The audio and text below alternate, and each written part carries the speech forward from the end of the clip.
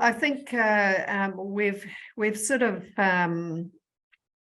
kind of lived in a false feeling of security, thinking that tipping points might be there, but they're a long way in the distant future. So the first thing for policymakers to understand is this is today's problem, not tomorrow's.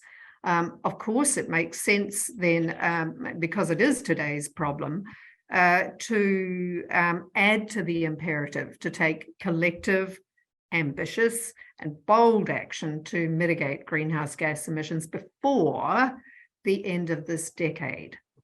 We know that's the very limited time frame within which we've got to act. It's less than 7 years, and really ramp up efforts to keep average global temperature rise to 1.5 degrees, not being satisfied with 2, and try to limit any overshoot throughout the century.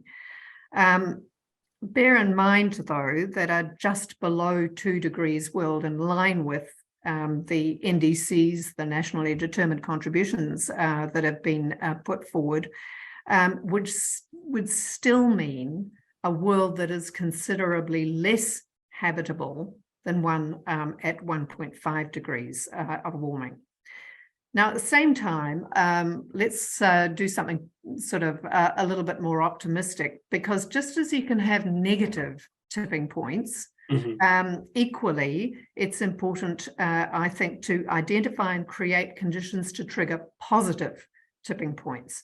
So the inflection points in social, economic, or technological trends that would lead to a sudden acceleration in systems change and a downward trend in emissions.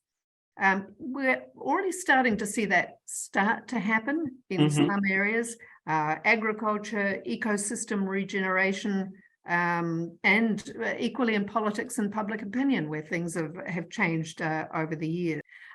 Positive tipping points is an area of work we want to build on very much in the next phase of our work.